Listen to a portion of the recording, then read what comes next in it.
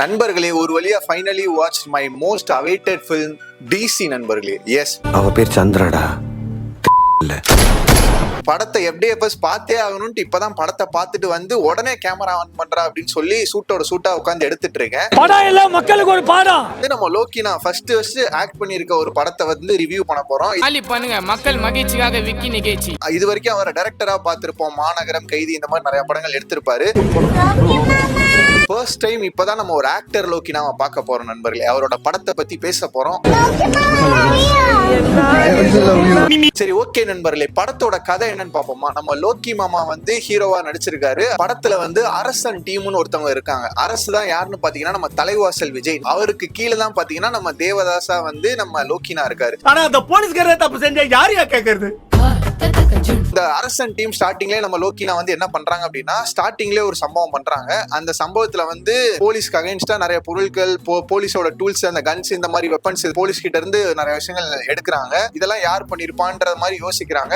அப்ப வந்து ஒரு ஃபேமிலி வராங்க. அந்த ஃபேமிலி வந்து அஃபெக்ட் ஆறாங்க. அந்த அஃபெக்ட் ஆகிற ஃபேமிலி வந்து லோக்கினா கிட்ட போய் சொல்றாங்க, எங்க அப்பாவை கொன்னுட்டாங்க, 7 லட்ச ரூபாய் பணம் வச்சிருந்தோம், அதையும் போலீஸ் எடுத்துட்டு போயிட்டாங்க அப்படின்ற மாதிரி. அந்த ஃபேமிலிக்காக அந்த போலீஸை வந்து ரிவெஞ்ச் எடுத்தாரா இல்லையா, அந்த புது பர்சன்ஸை மீட் பண்றாங்க. அந்த பர்சன்ஸோட வாழ்க்கையில என்னென்ன நடக்குது, தெரிஞ்சவங்க கிட்ட எல்லாமே சொல்ல முடியாது, தெரியாதவங்க கிட்ட என்ன வேணாலும் சொல்லலாம்.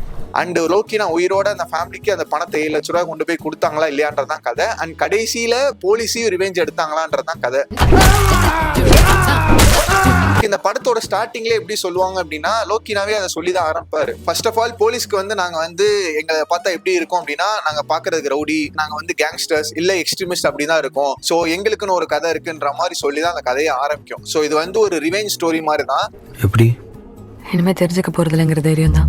நம்ம அருண் மாத்தீஸ்வரன் படத்துல கதை எதிர்பார்க்கிறோமோ இல்லையோ, நம்ம ஃபுல் அண்ட் ஃபுல் இந்த மாதிரி வயலன்ஸ் எதிர்பார்க்கலாம், ரிவெஞ்ச் எதிர்பார்க்கலாம். இந்த படம் யாருக்கு பிடிக்குதோ இல்லையோ, வயலன்ஸை நீங்க நல்லா என்ஜாய் பண்ணி படம் பாக்குறீங்களா, நல்ல ஆக்ஷன்ஸ், நல்ல ரத்தம் தெறிக்க சுடுறது,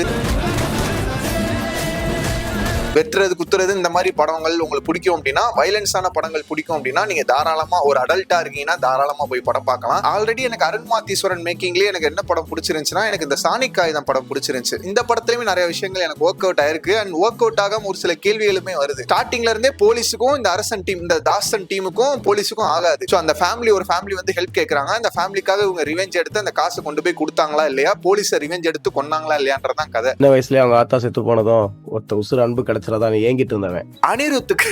அனிருத்துக்கு ஒரு கோயிலை கட்டி கும்பிடுங்க தயவு செஞ்சு. அனிருத் இல்ல அப்படின்னா இந்த படத்துல வந்து கண்டிப்பா இந்த அளவுக்கு இப்போ டைரக்டர் அண்ட் காஸ்டிங் க்ரூ எல்லாம் சேர்ந்து ஒரு 40% 50% போட்டிருக்காங்க அப்படின்னா, அனிருத் ஒத்தாளாவே சேர்ந்து 50% இந்த படத்துக்கு எஃபர்ட் போட்டிருக்காப்ல. அவரோட மியூசிக் மட்டும்தான் இந்த படத்திலேயே தூக்கி நிப்பாட்டுது. நிறைய இடத்துல ஒர்க் ஆகுது, நிறைய இடத்துல கூஸ்பம்ப் மொமெண்ட்ஸ்லாம் வருது. Sir, can you see this? Goosebumps இங்க பாருங்க. கரெக்டா அந்த இன்டர்வலுக்கு முன்னாடி ஒரு ஃபைட் சீன் வரும் நண்பர்களே. அங்கதான் இந்த ராகா ஆஃப் ரிவெஞ்ச் போடுவாப்ல. தியேட்டர்ல அப்படியே உட்காந்து அப்படியே இதா ஆகுது. அப்படியே ஃபர்ஸ்ட் பாக்குறதுக்கு, அப்படியே அனியோட மியூசிக் கேட்கறதுக்கு அப்படியே கேட்டுக்கிட்டே இருக்கலாம் போல. இந்த நம்ம ரஹ்மான் வந்து ஒரு இன்டர்வியூல வந்து சொல்லிருப்பாரு, இந்த ராகாஸ்ல கர்நாடிக்ல கிளாசிக்கா நீங்க இன்னும் கொஞ்சம் இறங்கி செய்யணும் அப்படின்னு. ஒரு மனுஷன் ஒரு வார்த்தை சொன்னதுக்காக இவ்வளவு தூரமா இறங்கி கிளாசிக்கல் மியூசிக் படிச்சு இன்னும் கிளாசிக்கல்ல நிறைய சாங்ஸ் நீங்க போடணும். ஸ்லோ பாய்ஸனா இல்லாம கேட்டோன்னு பிடிக்கிற அளவுக்கு போடுற அந்த திறமை வந்து அன்னிக்கிட்ட நிறையவே இருக்கு. இன்னும் கிளாசிக்கல்ல நிறைய சாங்ஸ் நீங்க சொன்ன ஒரே குத்தத்துக்காக ஒரு மனுஷன் 2 வருஷத்துல இந்த கலக்குவான். படத்தோட டோட்டல் ஆல்பமாவுமே கேட்டு எல்லாமே நல்லா இருந்துச்சு. தாளம் ட்ரிப்பா இருக்கட்டும், அதுக்கப்புறம் இந்த ஹேங் ஓவர், அதுக்கப்புறம் raga of madness, raga of revenge சொல்லி நிறைய ட்ரிப்பான கிளாசிக்கா டிஃபரெண்டா இதுல வந்து ட்ரை பண்ணிருப்பாரு. அது எல்லாமே படத்துலயுமே ஒர்க் ஆயிருக்கு. இந்த பிஜிஎம் தான், அனியோட பேக்ரவுண்ட் ஸ்கோர் தான் இந்த படத்தையே தூக்கி நிப்பாட்டுது. ஒரு நாள் நானும் ஃபீல்ட் அவுட் ஆவேன். விஷுவலாவுமே எனக்கு நிறைய விஷயங்கள் பிடிச்சிருந்துச்சு நண்பர்களே. மேக்கிங்காவுமே நல்லா இருந்துச்சு. அந்த பாம் பிளாஸ்ட் சீனா இருக்கட்டும், கண்ணெடுத்து சுடுறது, அந்த வயலன்ஸை காட்டின விதம், அண்ட் லோக்கினாவோட ஆக்டிங்கை பத்தி இப்ப கொஞ்ச நேரம் பேசுவோம். லோக்கினா வந்து கொஞ்ச நேரம் இந்த படம் ஃபுல்லாவே மாஸ்டர் படம் ஜேடி மாதிரி தான் சுத்திக்கிட்டு இருக்காரு. அவரு ஒரு மாதிரி போதை கைன்ற மாதிரி தான் சுத்திட்டு பாக்குறதுக்கும் நல்லா இருக்கு. அண்ட் ஒரு டைம்ல போலீஸ் கிட்ட இருந்து எஸ்கேப் ஆகுறதுக்காக இந்த அரசு சொன்னாருன்னு சொல்லி ஒரு ஹோட்டலுக்குள்ள போவாங்க. அந்த ஹோட்டல்ல வந்து சஞ்சனா வருவாங்க. அவங்களோட பெர்ஃபார்மன்ஸுமே நல்லா இருந்துச்சு. நம்ம இந்த லப்பர் பந்தில பாத்திருப்போம், அவங்களோட பெர்ஃபார்மன்ஸுமே இதுல நல்லா இருந்துச்சு. அவங்க வருவாங்க, அவங்களோட கேரக்டர் அப்பதான் இன்ட்ரோடியூஸ் ஆகும். எப்படி இனிமே தெரிஞ்சுக்க போறதில்லைங்கிற தைரியம் தான். இந்த ஃபர்ஸ்ட் ஹாஃப்ல அந்த சீன்ஸ் மட்டும் தான் எனக்கு கொஞ்சம் ஸ்லோவா போன மாதிரி இருந்துச்சு. செகண்ட் ஹாஃப் எல்லாமே கொஞ்சம் நல்லாவே எங்கேஜிங்கா இருந்துச்சு. அடுத்த பாசிட்டிவா எனக்கு ரொம்ப பிடிச்சது என்னன்னு கேட்டீங்க அப்படின்னா, இந்த ஆக்ஷன்ஸ், இந்த வைலன்ஸ் எல்லாமே நல்லா காமிச்சிருந்தாங்க. அதெல்லாமே நான் உண்மையாக நான் என்ஜாய் பண்ணி பாக்குறாள் நானு. ஸோ அதெல்லாம் தேடி தேடி அந்த மாதிரி படங்கள்லாம் நான் உட்காந்து பார்த்துட்டு இருப்பேன்.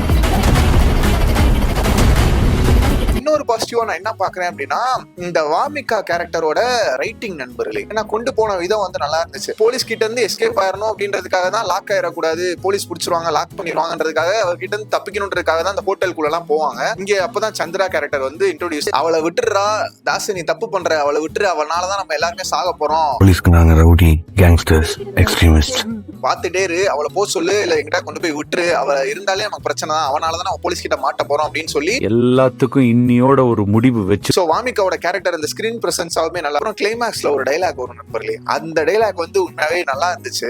ஏன்னா ஸ்டார்டிங்ல இருந்து அந்த கேரக்டரை வந்து அவ என்னதான் செக்ஸ் ஒர்க்கரா பை தி டிஃபால்ட்டா வந்திருந்தாலும் லோகினா மட்டும் தான் அவரை நம்பிட்டு இருந்திருப்பாப்ல. மத்த எல்லாருமே சேர்ந்து நீ இவளை கொண்டு போய் விட்டுரு, இவ இருந்தாலே நம்ம செத்துருவோம், அவளை எங்கேயா கொண்டு போய் விட்டுறா, அவ வேலைக்கே ஆக மாட்டா, அவ இருந்தாலே நம்ம மாட்டிப்போம் அப்படின்ற மாதிரி பேசிட்டு இருப்பாப்ல. அதுக்கப்புறம் அந்த கேரக்டரே கிளைமேக்ஸ்ல என்ன சொல்லுவான் அப்படின்னா, நீ போதாசு, அவ இருக்கிற வரைக்கும் உனக்கு ஒண்ணும் ஆகாது அப்படின்ற மாதிரி சொல்லுவான். அதுக்கப்புறம் சந்திராவே வந்து அந்த கிட்டின்ற கேரக்டர் ஹக் பண்ணிட்டு சந்திராவும் தாஸும் கார்ல போவாங்க. அந்த ரைட்டிங் வந்து எனக்கு நல்லா இருந்துச்சு பாக்குறதுக்கு. சோ அந்த சந்திராவோட ரைட்டிங் வந்து அண்ட் வாமிகாவோட பெர்ஃபார்மன்ஸ்மே, இந்த ஸ்கிரீன் பிரசன்ஸ்மே நல்லா இருந்துச்சு. சோ இப்ப இவ்வளவு விஷயங்கள் நல்லா இருந்துச்சு நண்பர்களே. இப்ப எனக்கு இந்த படத்துல ஒரு சில ஓக்காகாத விஷயம், லைக் ஒரு சில நெகட்டிவான விஷயங்களுமே இருக்கு. அது என்னன்னா, இப்போ இந்த அரசு அண்ட் தாஸ் இருக்காங்க இல்லையா, அவங்களுக்குன்னு ஒரு டீம் இருக்கு. சோ இவங்களுக்கு வந்து ஒரு மோட்டிவா அவங்களோட பேக் ஸ்டோரி என்னன்றதே காட்ட மாட்டாங்க. இந்த கேரக்டர்ஸ்க்குன்னு எந்த ஸ்டோரியுமே பின்னாடி பேக் ஸ்டோரியில காட்டல. அதாவது அந்த டீமோட பேக் ஸ்டோரியை காட்டல. அந்த ஃபேமிலி அஃபெக்ட் ஆனதுக்கு ஒரு ஜஸ்டிஸ் கிடைக்கணும்ன்ற மாதிரி போலீஸ் ரிவெஞ்ச் எடுக்கணும். சோ போலீஸே தப்பு பண்ணா யாரு கேட்கறது? பட் ஆனா இந்த டீமுக்குன்னு ஒரு மோட்டிவ் இருக்கு இல்லையா, இந்த டீமுக்குன்னு ஒரு பேக் ஸ்டோரி இருக்கு இல்லையா, அது பெருசா எதுவுமே கவர் பண்ணலையான்னு தோணுது. ஏன்னா இந்த ஸ்டார்டிங்ல நடந்த ஒரு சம்பவத்தை வச்சது மட்டும் தான் அந்த ஃபுல் கதையுமே மூவ் ஆகுது. ஒரு சப் இன்ஸ்பெக்டர் சுத்தியால அடிச்சு ரூட்ல மர்டர் பண்ணிட்டாங்க. சோ அதனாலதான் எனக்கு அந்த ஹோட்டல் போர்ஷன் வந்து லாக் ஆகுன மாதிரி ஃபீல் ஆச்சு. செகண்ட் ஹாஃப் எல்லாமே நல்ல எங்கேஜிங்கா போகுது. அடிச்சு பறக்க விடுறாங்க, குண்டை வீசுறாங்க, துப்பாக்கி எடுத்து சுடுறாங்க. அந்த அணியோட மியூசிக்கை கேட்டு, அந்த கிளாசிக்கல் மியூசிக்கை கேட்டு கேட்கறதுக்கு அப்படியே பாக்குறதுக்கு நல்லா இருந்துச்சு, வைபா இருந்துச்சு. இவங்களோட பேக் ஸ்டோரி என்ன, இவங்க எதுக்காக அப்படி பண்றாங்கன்றது நெக்ஸ்ட் மூவ் ஆயிட்டு போயிருந்திருக்கலாம். தொழில் மாதிரி இருந்து, இவங்களுக்குன்னு ஒரு கதை மாதிரி இருந்து, இவங்களுக்குன்னு இதான் ஒரு மோட்டிவா இந்த தொழிலாம் பண்ணிட்டு இருக்கோம், அந்த தொழில இந்த மாதிரி சிக்கல் இருக்க மாதிரி காமிச்சு அந்த மாதிரி கொண்டு போயிருந்தாங்கன்னா நல்லா இருந்திருக்கும். ஸ்டார்டிங்ல அந்த ஃபர்ஸ்ட் ஹாஃப் வந்து கொஞ்சம் ஹோட்டல்ல கொஞ்சம் ஸ்லோவாக ஆரம்பிச்சிருச்சு. ஸோ அதர்வைஸ் வந்து இந்த படம் ஓவராலா எப்படி இருக்குன்னு கேட்டீங்கன்னா, வயலன்ஸ் நல்ல ஆக்ஷன் படம் பண்ற படமா நீங்க என்ஜாய் பண்ணி பார்க்கணும். நல்ல ரத்தம் தெறிக்க நீங்க தாராளமா போய் பார்க்கலாம் நண்பர்களே. நிறைய மியூசிக் எல்லாம் அணி போட்டு இறக்கி வச்சிருக்காப்ல. அணிக்கு ஒரு கோயிலை கட்டினாலும் இதுக்கெல்லாம் ஈடாகாது. ஏன்னா அந்த அளவுக்கு அணியோட எஃபர்ட் வந்து ஒவ்வொரு படத்துலயுமே இருக்கு. சோ எனக்கு பர்சனலா எனக்கு என்னென்ன சீன்ஸ் வந்து பிடிச்சிருந்துச்சு அப்படின்னா, அந்த இன்டர்வலுக்கு முன்னாடி ஒரு ஃபைட் சீன் வரும் அந்த ஹோட்டல்ல. சோ அந்த சீன்ஸ் எல்லாமே நல்லா இருந்துச்சு. அந்த லாட்ஜ்ல, அந்த சந்திரா இருந்த லாட்ஜ்ல அந்த ஸ்டேஷனுக்குள்ள போறாங்க. சோ அங்க போறப்போ ஒரு ட்ரிப்பான மியூசிக் வரும். அங்க ஒரு அணி வந்து ஒரு சம்பவம் பண்ணிருப்பாப்ல, அதுவுமே நல்லா இருந்துச்சு. அண்ட் கிளைமேக்ஸ்ல திரும்பவும் ராகா ஆஃப் ரிவெஞ்ச் போட்டிருப்பாப்ல. அண்ட் அதுக்கு முன்னாடி வந்து இந்த பிளடி வேலண்டைன் வந்து போட்டிருப்பாப்ல. அந்த டீசர் வந்து அந்த ஃபர்ஸ்ட் கிளிப்ஸ் ஒன்னு விட்டுருப்பாங்க. அதுல வந்து அந்த வயலின் வச்சு ஒரு சில இன்ஸ்ட்ருமெண்ட்ஸ் எல்லாம் யூஸ் பண்ணி போட்டிருப்பாங்க. அதுவுமே நல்லா இருந்துச்சு. சொல்லுங்க ஸ்ட்ரேஞ்சர், நீங்க ஃபைட் சீக்வன்ஸ் எல்லாமே பாத்தீங்க அப்படின்னா, இந்த ராகா ஆஃப் ரிவெஞ்ச், இந்த ராகா ஆஃப் மேட்னஸ், இந்த பிளடி வேலண்டைன், இந்த மியூசிக்கை வச்சு மட்டுமே போயிருக்கும். சோ லைக் ஒரு வயலின் வச்சு சம்திங், இந்த கர்நாடிக், இந்த கிளாசிக்கான மியூசிக் வச்சுமே போயிருக்கும். லைக் ஒரு மாசன் கமர்ஷியலா பிஜிஎம் போட்டாதான் அதெல்லாம் ஒர்க் ஆகும். அந்த ஃபைட் சீன்ஸ் இருக்கட்டும், அந்த ரத்தம் தெரிக்கிற சீன்ஸ் எல்லாமே. பட் ஆனா இந்த மாதிரி கிளாசிக்கா போட்டாலுமே ஒர்க் ஆகும் இருக்கு இல்லையா, அதெல்லாமே அணியால மட்டும்தான் முடியும். வெரி குட்ரா, கை குடு.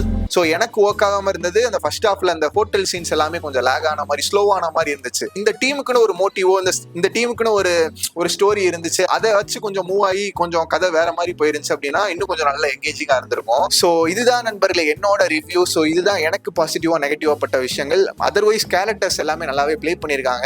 இவ்வளவு நாள் வந்து டைரக்டர் லோக்கியோட படத்தை வந்து செலிப்ரேட் பண்ணிருப்போம். அதனால இந்த படத்துல நீங்க என்ன பண்றீங்க, ஆக்டர் லோக்கியை செலிப்ரேட் பண்ணுங்க.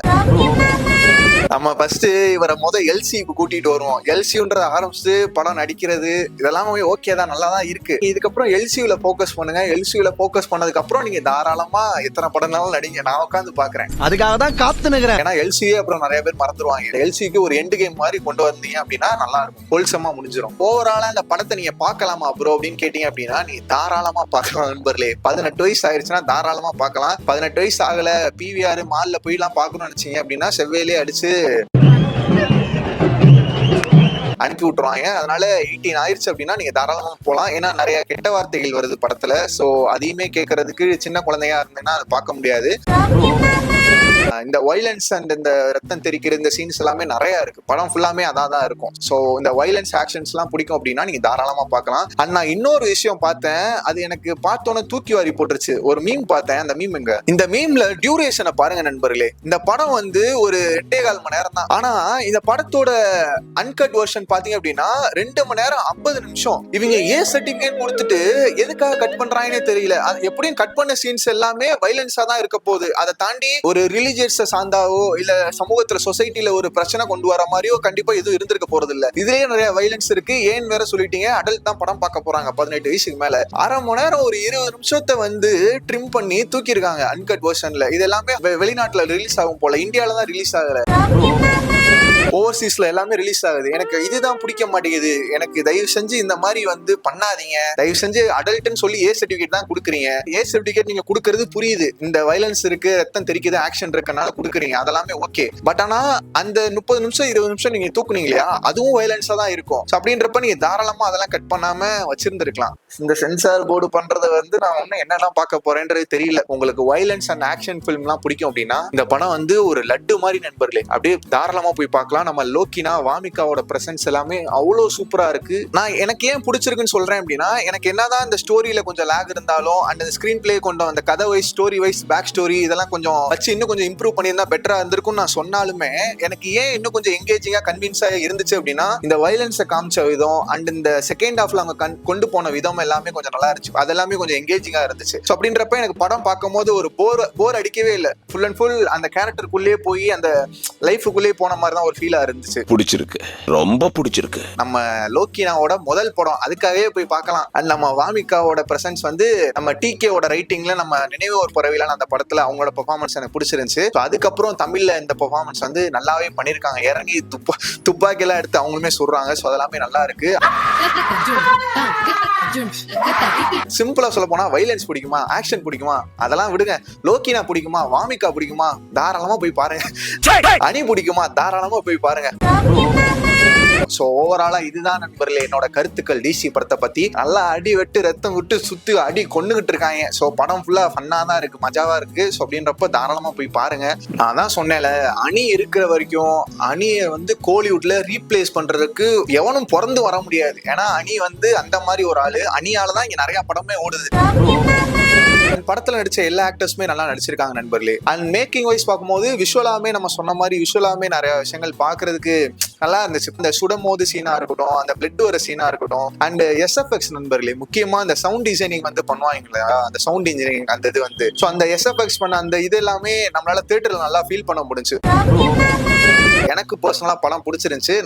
நான் நல்லா என்ஜாய் பண்ணி பார்த்தேன். அதுலயும் முக்கியமா அந்த இன்டர்வல் சீன்ஸ், அதுக்கப்புறம் அந்த கிளைமேக்ஸ் போர்ஷன், அப்புறம் அந்த தாளம் ட்ரிப், வாமிகா சந்திரா போய் அந்த லோக்கி தாஸை காப்பாத்துற சீன்ஸ் எல்லாமே அணியோட மியூசிக் இந்த படத்துக்கு மிக மிக பெரிய பிளஸ். ஸோ அதனால தாராளமா போய் பாருங்க. ஸோ உங்களுக்கு படம் பிடிச்சிருந்துச்சா, படம் ஓக்காச்சா இல்லையான்றதையும் மறக்காம கமெண்ட்ஸ்ல சொல்லுங்க. பார்த்துட்டு எப்படி இருந்துச்சுன்ற உங்களோட கருத்துக்களை கமெண்ட்ஸ்ல பதிவிடுங்க நண்பர்களே. நான் என்னன்னு தெரிஞ்சுக்கிறேன். சரி, ஓகே கைஸ், அவ்வளவுதான் இந்த video. I hope you guys like this video. உங்களுக்கு இந்த வீடியோ பிடிச்சிருக்கும் நம்புறேன். பிடிச்சிருந்துச்சு அப்படின்னா லைக் போட்டு ஹைப்பை போட்டு மறக்காம படத்தை பார்த்துட்டு உங்களோட கருத்துக்களை கமெண்ட்ஸ்ல பதிவிடுங்க. நானும் உங்களை அடுத்த வீடியோல மீட் பண்றேன். Until then, bye from Vikram guys.